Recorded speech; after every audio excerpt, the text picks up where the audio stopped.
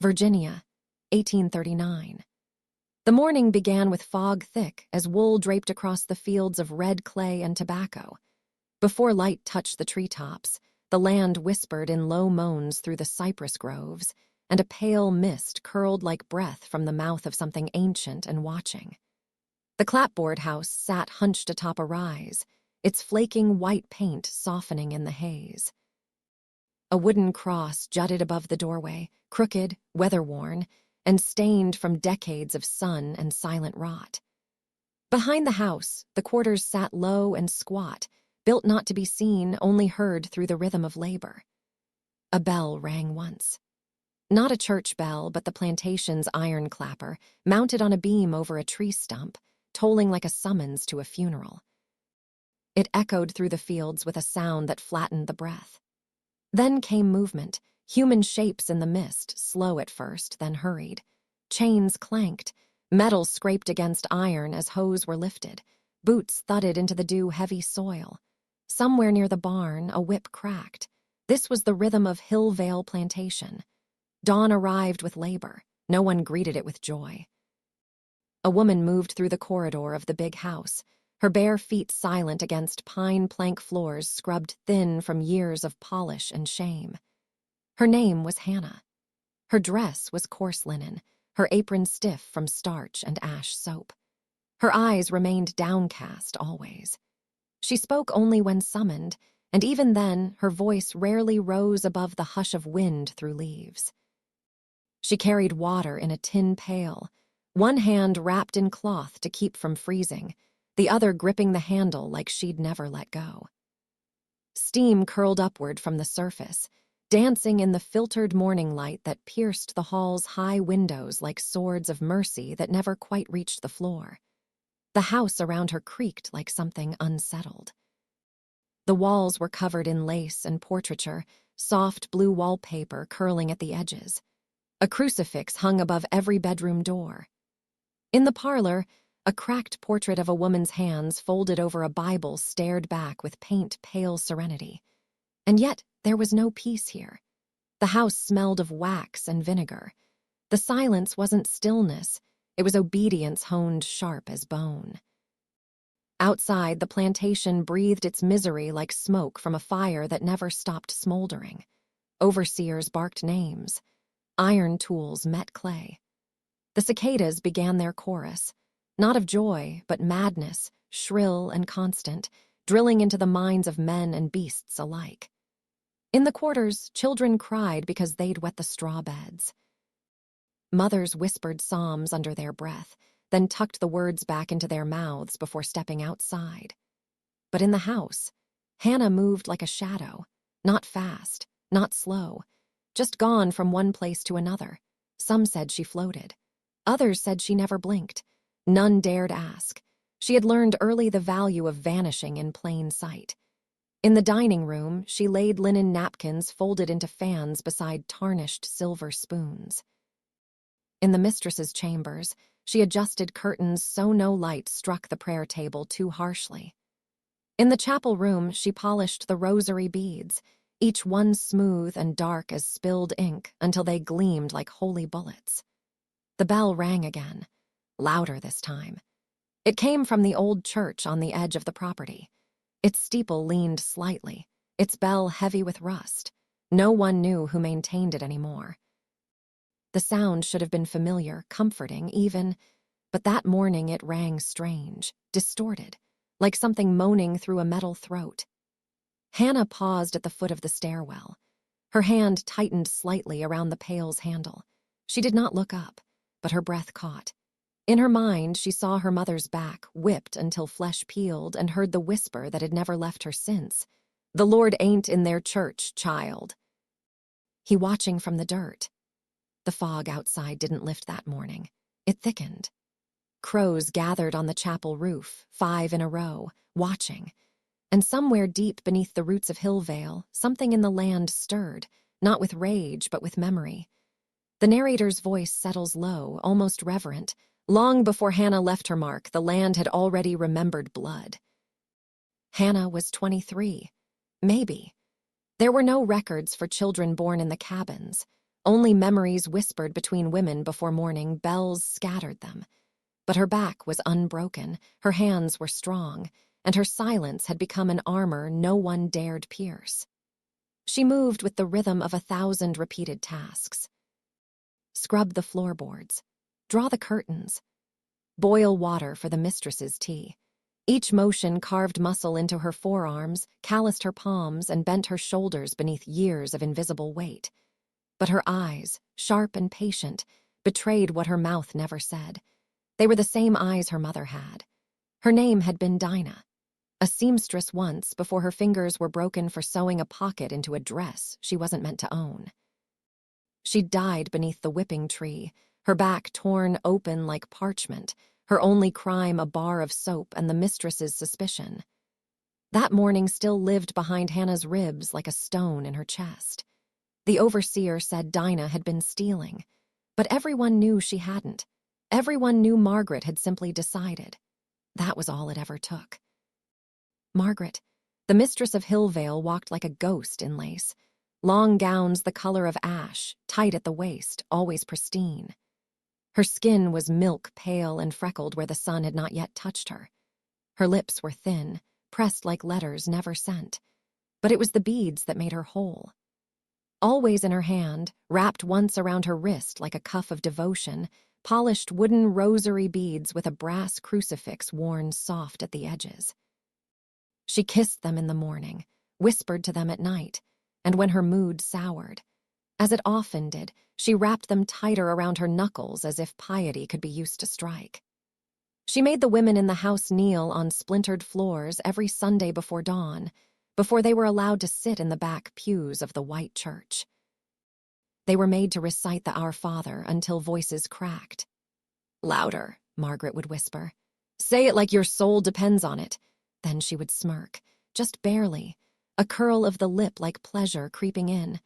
Once a woman named Beulah had fainted from hunger during the prayers.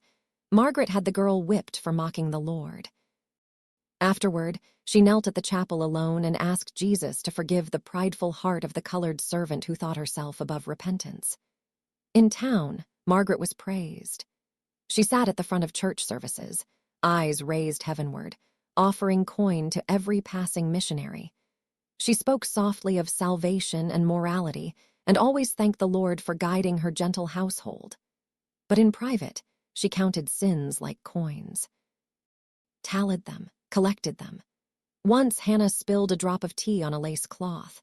Margaret stood silently. Then, without raising her voice, she ordered Hannah to kneel for an hour in the corner, reciting a prayer of atonement. When the hour passed, Margaret kissed the rosary beads and whispered, "We serve him best by correcting his children." The beads were always there, watching, gleaming like tiny mirrors that reflected only the power of the hand that held them. Hannah began to notice how smooth they were, worn down not by age but by obsession. The wooden spheres shone like river stones, each one shaped by the pressure of decades. They had tasted sweat, blood. They had pressed against the necks of girls too afraid to flinch, and still Margaret kissed them. Still she prayed. But Hannah saw what the others didn't, how the beads were beginning to fray at the cord, how one of the knots was slowly loosening, how in the stillness of night Margaret would sometimes fall asleep with them wrapped tight around her wrist, murmuring Latin phrases as if binding herself to something darker than God. She watched all this. She kept her eyes down and her ears open. Her face, as always, showed nothing. But deep inside, beneath the layers of ash and linen, beneath the quiet that cloaked her like a veil, something ancient began to stir. Not rage, not yet, but understanding. There are chains made of iron, and there are chains made of faith, the latter cut deeper. By autumn, the air hung thick with damp and rot. Tobacco leaves browned and curled like parchment left in flame. Flies gathered in thick swarms around the quarters, and the air stank of sweat, mildew, and old meat. Yet Hannah kept moving, silent, dutiful, obedient. But the land had begun to speak. First came the crucifix. It had hung in the quarters above the hearth since before Hannah could remember, wooden, hand-carved, rough, but revered. One morning it was found split down the center, splintered clean through the face of Christ. No one admitted to touching it. No storm had passed, no quarrel had occurred. It had simply cracked. Then came the crow. Black as coal and fat as a cat, it perched on the chapel roof 3 days in a row. It did not caw. It only stared, beak slightly open, eyes fixed, unmoving, as if it were a sentinel. The white folks took no notice. But the slaves muttered to each other in the corners. "Crow's counting the days," someone whispered. Hannah didn't speak, but her ears burned. Then came the phrase. The words began as a murmur passed between field hands during water breaks, quiet enough to disappear into the rustle of stalks. The Lord's chain turned into a rope. Nobody claimed to know where it started, but it traveled like fire in dry brush. You'd hear it whispered at night by firelight, in cadence with the creak of old floorboards. The Lord's chain. The Rosary, the tool of penance, turned into a rope, the tool of death. And Hannah, she heard it everywhere, or perhaps she just couldn't unhear it. One afternoon, while cleaning the parlor, Hannah paused beside the sideboard where Margaret's rosary lay coiled in a crystal dish. The beads were still warm, freshly handled, glistening faintly with the oils of skin and sanctimony. She stared, her fingers hovered. Then, slowly, she picked them up. The weight surprised her. They were heavier than she'd expected, dense, solid like bones wrapped in varnish. Each bead was the size of a fingertip, smooth from decades of use. As she let the string slide across her palm, something inside her stomach twisted. Revulsion, yes, but something else too. Clarity. She imagined how the beads had pressed against Beulah's trembling lips, how they had been used to strike the backs of hands, how they were kissed after cruelty, preyed upon after sin. She thought of her mother's voice, whispering late one night beneath a patchwork blanket. "Faith, child, it's like fire. It can warm or burn. It can build or raise. Faith can choke you or it can free you." At the time, Hannah hadn't understood. Now she did. The final wound came on a rainy Tuesday. Hannah stood outside the parlor door, holding a tray of lemon cakes and warm cider. Margaret's voice, shrill and breathless, cut through the slats like a knife. "I've told John 3 times. The child is too noisy. He soils himself at night. He isn't worth keeping." Silence. "We'll sell him to the Halloway farm come Sunday. He's young. They'll get a good decade out of him."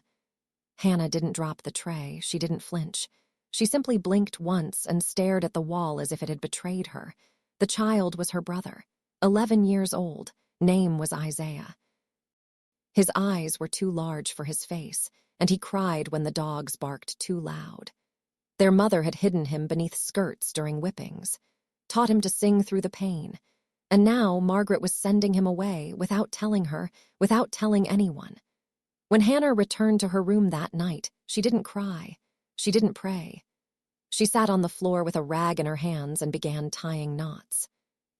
First in thread, then in cloth, then in twine, just to see how tight they could go. In the chapel 2 days later, she polished the brass crucifix. Margaret sat 2 pews behind, murmuring prayers with closed eyes, the rosary dangling in her lap. Hannah glanced once over her shoulder, just for a moment. The beads swayed gently. She imagined them wrapped around a throat. Tight, unyielding, holy. She imagined Margaret's face, half devotion, half horror. Then she looked back down and resumed her polishing. No one noticed the shift. To the others, Hannah was still the same quiet ghost drifting through the house.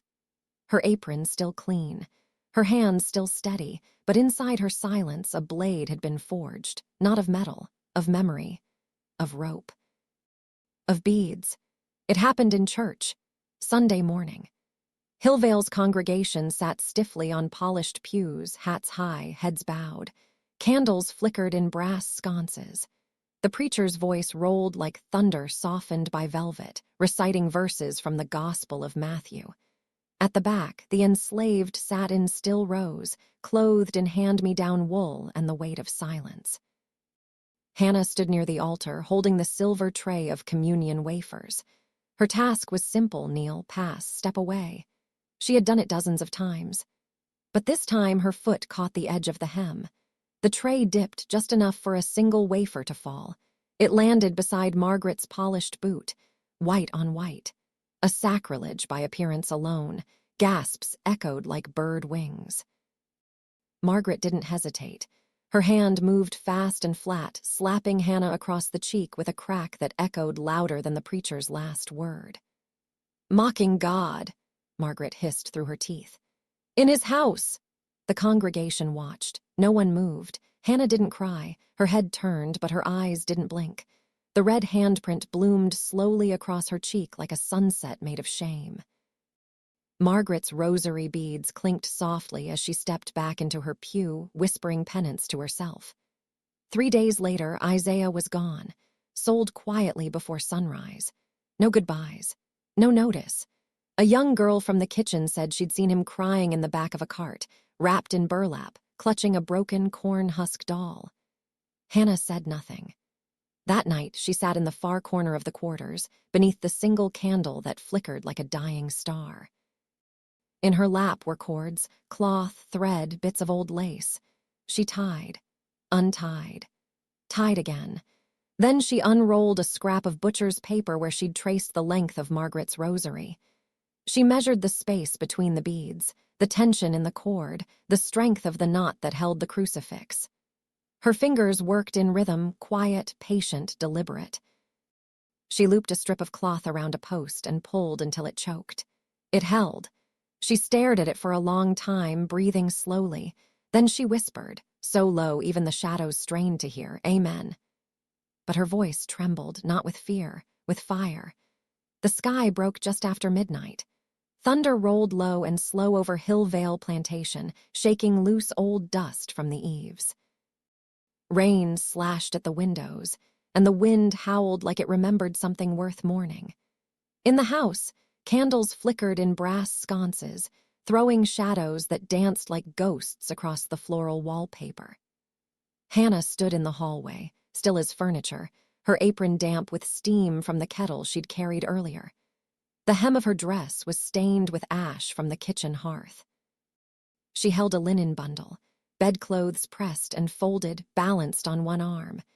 Her other hand, hidden beneath the folds, trembled gently, though her face was carved from calm. Lightning flashed. The hallway lit bone white for a breath. Then darkness swallowed it whole again. Behind the door, Mistress Margaret's voice floated outward, thin and clipped. "Bring the linens. I'll pray while you dress the bed." Hannah stepped in. The mistress's chamber was lined with ivory wallpaper and pale blue drapes. The brass crucifix above the bed caught the candlelight like a dagger catching flame. Margaret knelt at the prayer stool, her back to the room, her hair braided into a tight coil, her fingers already moving across the rosary beads. She didn't turn as Hannah entered. "The Lord sees the heart," Margaret whispered, eyes closed. "But he sees it best when we offer him discipline." She kissed the crucifix at the end of the beads, then resumed her prayer. "Pater noster quies in caelis." Her voice was steady. Her hands were not. Hannah moved soundlessly across the room. She placed the linens down. Her breath came slow, measured, like the bellows of a blacksmith heating iron. She took one step, then another. The rosary dangled from Margaret's hand, brushing the edge of the stool. "Fiat voluntas tua." Margaret never heard her move, or if she did, she mistook her for an angel. The first touch was soft, almost reverent. Hannah's fingers looped the beads once around Margaret's neck, then twice. The third loop drew tight. Margaret gasped, her prayer catching mid-syllable. She lurched, hands clawing at the beads, but they were already biting deep into flesh. Her knees slid on the rug. Her voice, sharp, sanctified, cracked. Hannah," she wheezed the name like a question, like a confession. Hannah said nothing. Her hands held steady, one on each end of the rosary, pulling slowly, not with rage, but with purpose. Candlelight flickered. The shadows swirled on the crucifix above. Margaret kicked, elbows flailing, knocking over the prayer stool. Beads creaked like rope on gallows. Her prayers turned to gurgles, her eyes wide and wet. Blood bloomed from one ear where a bead had bitten deep. Still, Hannah didn't speak. She knelt behind the woman, her breath calm, eyes blank, not hateful, not merciful, only done. Done being small.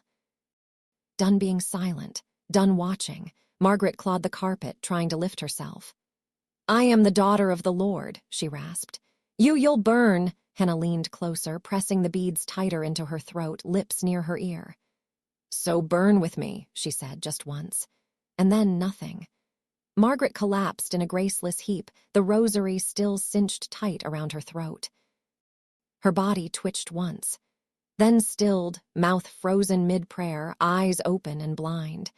At the foot of the crucifix, she lay folded like a broken psalm. Thunder cracked. Somewhere downstairs, a dog barked. The storm had awakened the house. Footsteps sounded boots against wood, quick and frantic.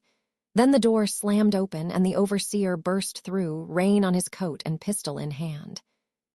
He saw Hannah first, then Margaret's body, then the beads. "God Almighty!" The overseer raised the pistol, but Hannah didn't flinch. She stood slowly, face calm, dress soaked in sweat and candle smoke. The rosary was still wrapped in her hands. Blood dotted her apron, screams echoed from below, servants scrambled. Doors slammed, someone sobbed in the parlor. But Hannah only turned toward the open window. The storm lit the fields in flashes, brief paintings of mud, trees bent sideways, the chapel in the distance, its steeple leaning harder than before. A crow lifted into the air from the rooftop. Alone. The overseer shouted something. She didn't hear it. Rough hands grabbed her arms. She didn't resist. Chains replaced the beads. They bit just as hard. Down the stairs, through the hallway, across the porch, barefoot, soaked, head high. Rain plastered her hair to her face. Lightning arced overhead. They dragged her toward the barn where the law would come. She didn't scream, didn't beg. Her hands remained curled in fists, and within them the broken rosary beads rattled faintly. One bead fell. It landed in the mud. It sank slowly, swallowed by the land. The overseer said later she hadn't blinked once the entire night, that she looked into the storm like it was her only witness, that when they asked her why, she simply whispered, "Because she prayed." The trial was held in a courthouse built from brick, baked in the very soil Hannah once bled into. The gavel cracked once, sharp as a whip, and the proceedings began without preamble. No lawyer stood beside her. No testimony was read in her favor. The magistrate didn't bother asking why. He didn't need to. A white woman lay dead. A slave had touched her. That was enough. The courtroom was crowded, not with mourners, but with witnesses to a spectacle. Margaret's sisters sobbed into lace handkerchiefs. The preacher who once dined at Hillvale recited scripture without looking at Hannah once. The overseer told his part with trembling hands, describing the murder as something cold and unnatural, like Satan had borrowed her hands. They let Hannah stand for it all. She didn't cry, didn't flinch, didn't beg. She looked past them, through the window where a crow perched on the church steeple watched the courtroom like a juror not invited. "The prisoner will speak," the judge finally declared. Hannah's voice didn't rise. It barely moved through the air. "She prayed with them beads. Now let him pray for me." The gavel cracked again. Guilty. Death by hanging. Sentence to be carried out within the week. The gallows were built fast, but not new. They dusted off the old rope used for runaways and made a spectacle of it. Word spread across plantations like wildfire on dry cane. The hanging was set for just before dawn, before the Lord's Son could be troubled by sin, someone said. They brought Hannah up the steps in shackles. Her bare feet made no sound. The crowd was silent. Even the dogs didn't bark. She wore a plain gray shift, stained from the waist down with red clay. Her wrists were bound with cord, not chains. She held nothing, but when the executioner stepped forward to check her bindings, he paused. A single blackened bead, burnt at the edges, charred like wood struck by lightning, rolled from beneath her sleeve and hit the plank floor. Clink. Someone gasped. She did not look down. When the noose was placed around her neck, the priest offered last rites. She declined. "No need," she said. "Her beads already did the praying." The trapdoor dropped, the rope snapped tight, and the field went still. But silence has its own echo, and it carried. They buried her in unmarked dirt behind the stables, but the ground never grew right there again. Weeds rose, but no grass. Every year the patch blackened early, even when rain was kind. Hillvale itself soured. Mistress Margaret's sisters never moved into the house. They left it boarded. Eventually sold it to a preacher who swore he'd drive out the curse with hymnals and salt. He left before winter, said the walls whispered. Said he woke one night to the sound of beads rattling across the floor. The rosary was never found in one piece. Servants swore they'd cleaned the prayer room a dozen times, but the crucifix kept falling from the wall. One girl found a string of blackened beads coiled like a snake beneath the pulpit, scorch marks trailing across the oak. She never returned. No white mistress who came after ever kept a rosary in the house. They hung Bibles, crosses, psalms embroidered on silk, but no beads. Never again. And still the story spread. It slipped through the quarters, through field rows, down into swamps and up into hill country. The tale of Hannah of Hillvale. She prayed with silence, killed with faith. Turned the devil's chain into God's noose. Walks the rows still, where no one dares whisper her name after sundown. In the towns surrounding Hillvale, the story aged like tobacco, dark and strong. Children were told to hush near church walls. Travelers crossing Virginia roads claimed to hear strange sounds near plantations long abandoned. Not moaning, not howling, but a clicking, beads rattling, slow and steady, like a rosary being dragged across floorboards, or cinched tighter around a phantom throat. Some say if you walk through Hillvale's fields just after midnight, when the mist is thick and the moon hides behind its veil, you'll see her, a woman in a gray shift. Barefoot, moving through rows of dead tobacco, her eyes downcast, her breath steady, beads in her hand, waiting. She does not speak, she does not run, she only walks, and behind her the ground remembers. What do you think Hannah's story says about faith, justice, and silence turned to power? Should her name be forgotten or remembered like a prayer-turned weapon? If this story gripped you, moved you, or chilled you, tap the like button to honor voices history tried to silence. Comment below, do you believe Hannah's spirit still walks Hillvale's fields? Subscribe for more true tales of vengeance, legend, and survival from the shadows of the past. Because some prayers were never meant to be answered gently.